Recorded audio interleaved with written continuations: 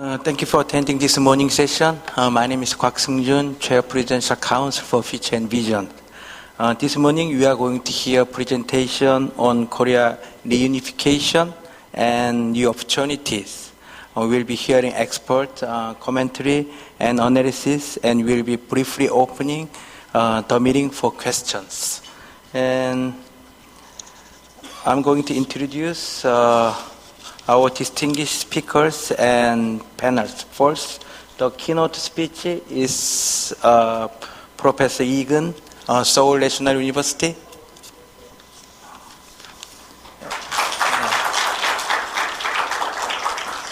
And next panelist, Mark Minton, President of Korea Society.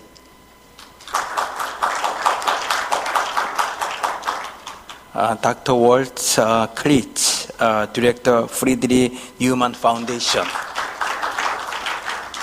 And Dr. Su Chang-hee, Dean at the School of International Diplomatic Affairs, Shanghai International Studies University. And Mr. Evgeny Afanasyev, Director General of the Personnel Department, Ministry of Foreign Affairs, at the Russian Federation. And Dr. Okonogi Masao, Keio University professor. Now our keynote speech will be by Professor Egan from Seoul National University. He will give us an overview of the issue, and he will have 10 minutes. Go ahead. Thank you very much. I think the role of keynote speaker is to break the ice. So I'm going to give some of the thoughts that I have regarding some of the perhaps uncomfortable issues that we might have after the unification. So I'm not going to delve into the issues that have been discussed many times by other seminars and conferences. First of all, I'd like to, make an argument that the concept of reunification or unification is not a very natural concept anymore. Korea has been divided for almost 70 years, and many of the youngsters these days, the younger generations, perhaps the generations below their 40s, in their 40s, they are not very much interested in the lives of North Korea. They are not very much interested in the history of North Korea. They don't have friends in North Korea. They don't have direct relatives in North Korea. So in their minds, North Korea is becoming increasingly a foreign country. North Korea is a poor, country with lots of human rights problems, and North Korea is just a threat. North Korea is a burden. Therefore, the concept of reunification is not very natural to those people, particularly younger generations.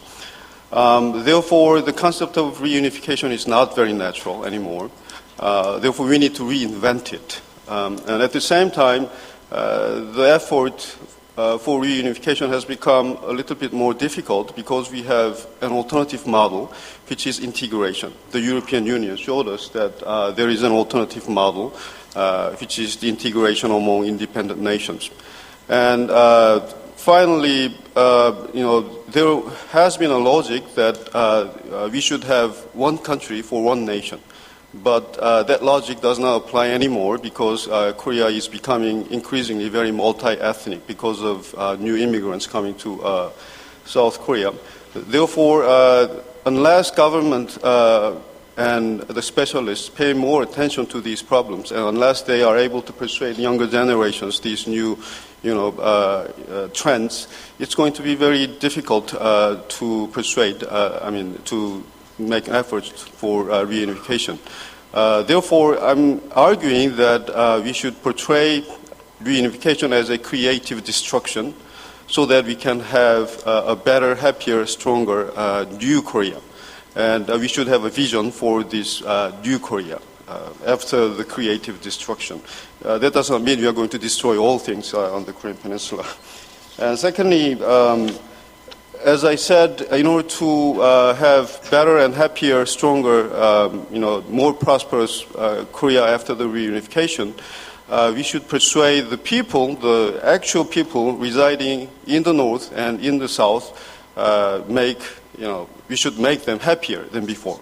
So far we have focused mainly on the cost and benefits of reunification in terms of security and economic opportunities. Of course, we are going to have more opportunities in terms of economic investment, more jobs, more infrastructure investment, and so on and so forth. And we're going to have more security benefits because we are not going to have another, inter-Korean war. We are going to have less defense burden, and so on and so forth. At the same time, we are going to have more security, problems because we are to face the bigger countries like China and Russia. However, in order to persuade the people in the south and people in the north that unification is better, we need to focus more on the social, cultural, and psychological costs and benefits of reunification.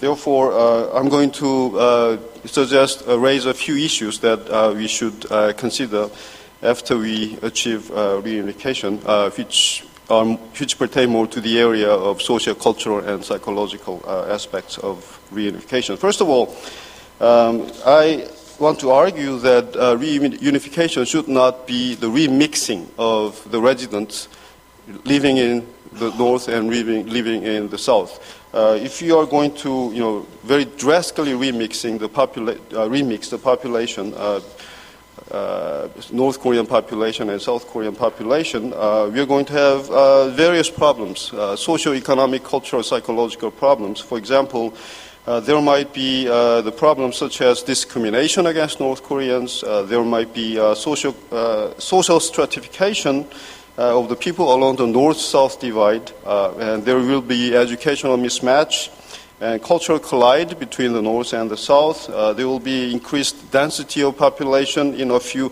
urban cities of the south, and there will be new administrative burdens and confusion and increased crime rate and crowding out of North Korean population and industrial bases. Therefore, we should make North Koreans happier in the north and South Koreans happier in the south, and we should make both North Koreans and South Koreans understand each other after the unification.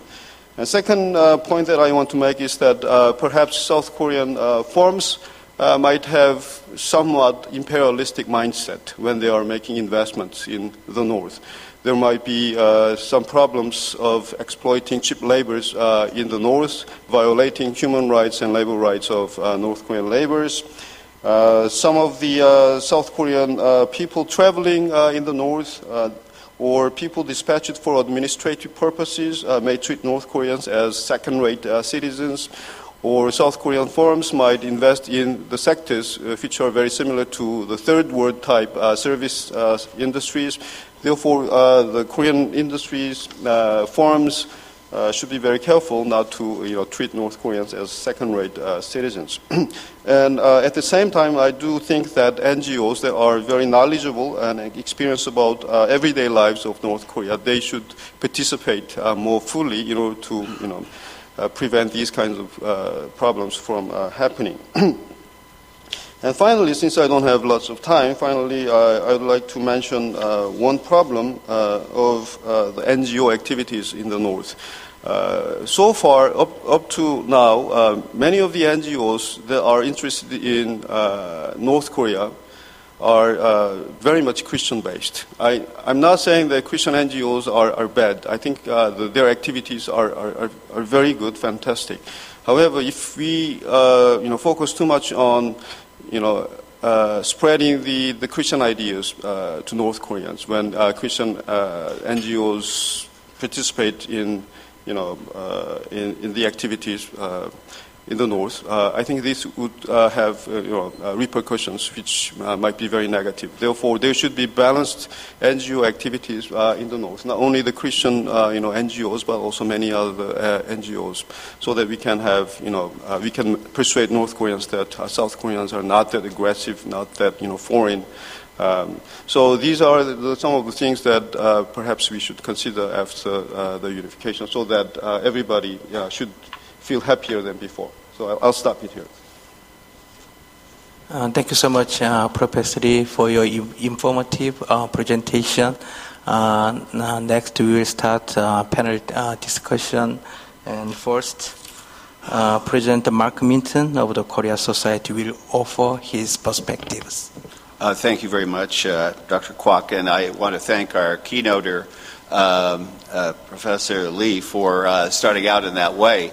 It's especially useful to me because I think in a complementary fashion, now that you've set the stage, I would like to take, I think, a thread in your conversation, which is reunification. Although fraught with difficulties and perhaps distant in its achievement, is nevertheless of extraordinary tactical use as an umbrella that would allow a lot of initiatives to take place, especially North-South initiatives. And in my presentation, I agree completely with that. I think we could hardly be in a more unpromising time to discuss the issue of reunification or to address it in a direct way for all the well-known reasons. We have perhaps the worst diplomatic situation we've had in over a decade in dealing with North Korea. There's also negotiation fatigue to some extent because we've had the agreed framework, we've had the four-party talks, we've had the six-party talks, we've had North-South engagement, we've had summits, and we've had very high-level meetings, United States, North Korea as well.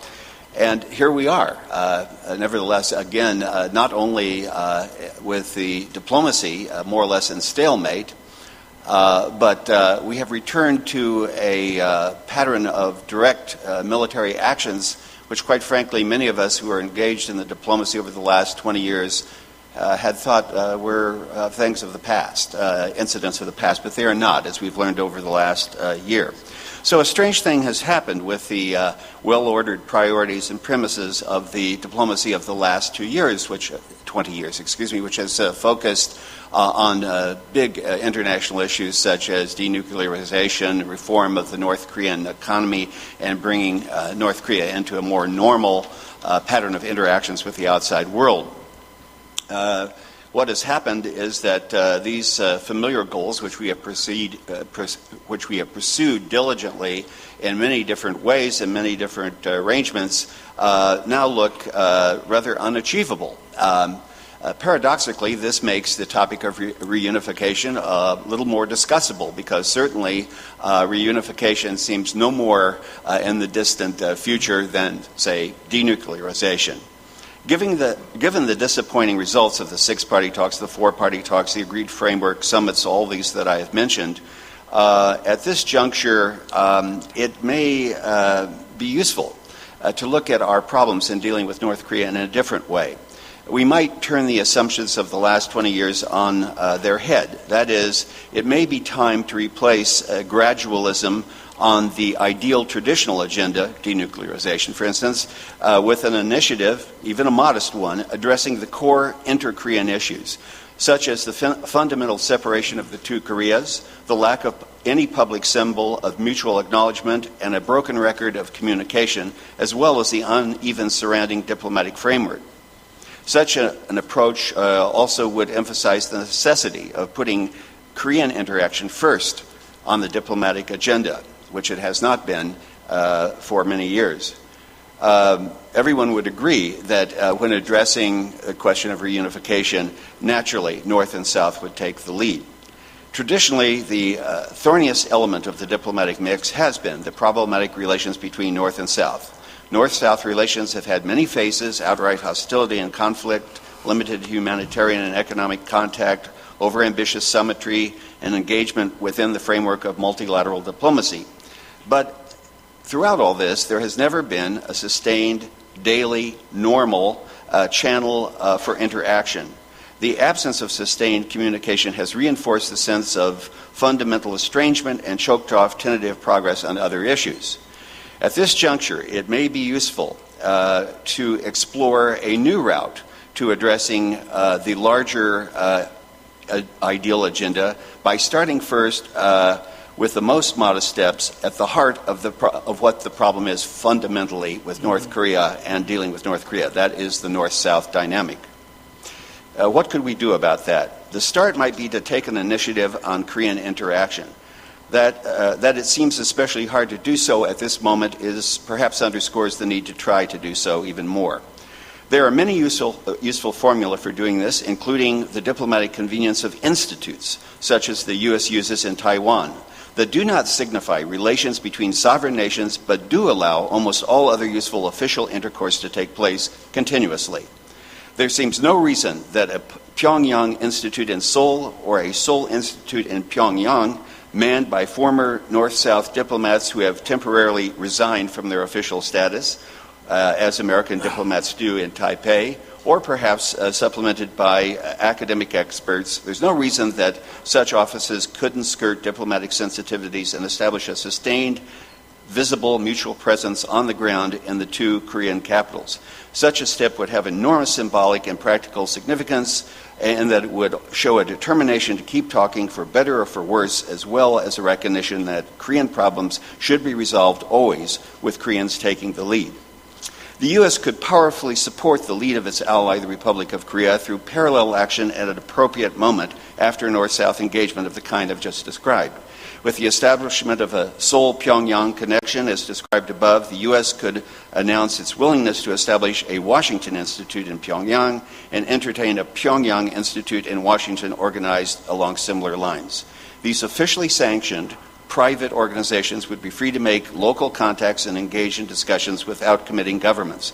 But it is highly likely that they would prove useful to governments in understanding motives, passing timely messages, managing crises, and preventing the now too frequent breaks in direct communication. They would also largely replace self-appointed private envoys, sporadic two-track fora, and other less than useful fora that we've used in the past. Symbolically, such arrangements also would foreshadow a better day when formal normalization, even and yes, eventual reunification on the Korean Peninsula might become a realistic objective.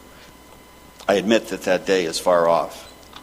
A priority for such discussions and such interaction should be stabilization of the Korean Peninsula itself, which in the last year has reemerged as an urgent priority, perhaps eclipsing or at least standing equal with such issues as denuclearization. Perhaps this could operate under the guiding principle of no military surprises or no resolution of disputes by military means. If the Republic of Korea made such a proposal, even if refused by Pyongyang, as it well might be, it would put Seoul on the high road and on high ground, demonstrating commitment to improve the diplomatic atmosphere. As noted earlier, such a proposal would also prefigure in embryonic form reunification itself.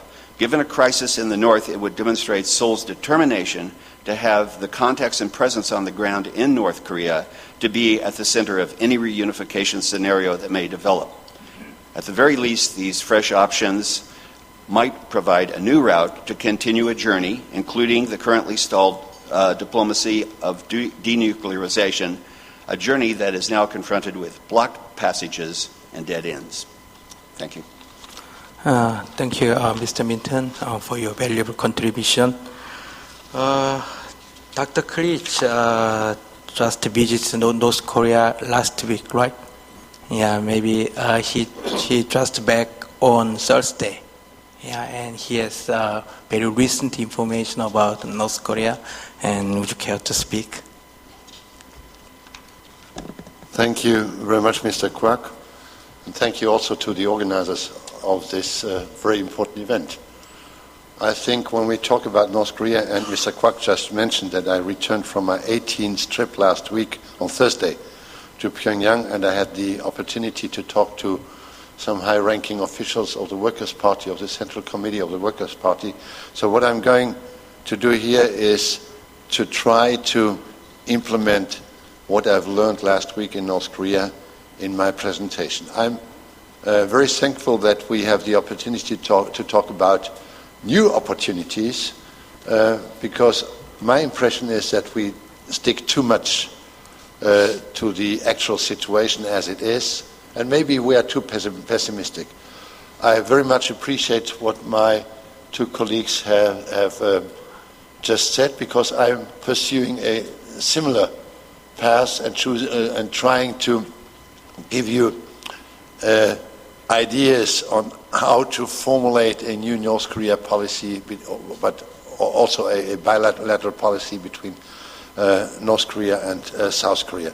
From my point of view, what is needed in order to formulate a new strategy or to come to new opportunities is first of all to speak a plain language and to think out of the box.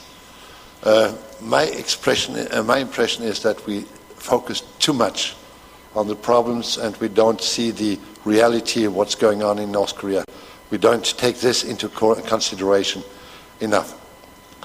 So what is necessary, we have to analyze what we have achieved so far. And the two speakers have chosen a similar way. I want to discuss if the basic North-South agreement from 1972, which describes 3 principles for unification, is still accurate to improve the North-South relations. In order to achieve a peaceful unification, from my point of view, it is strongly required to interrupt the loop of recrimination and to renounce the use of force, as it was said before. De-escalation and maybe also depolitization and facilitating a gradual open up will finally contribute to confidence building. And confidence building is a very important thing, as we know as a German. I know as a German. The search for commonalities, the willingness to find compromises, which seems to be very difficult between North and South Korea, the willingness to create win-win situations, to reduce tensions, and finally cooperate on the basis of the status quo will level the dividing gaps. This is and will always remain the pivotal precondition for dialogue. Taking into account that the old apparatus, from my point of view, as I see the situation in North Korea, in the DPRK has regained control. A peaceful unification can only be achieved in cooperation and not by confrontation. The process, of course, urgently, and Chonan has been mentioned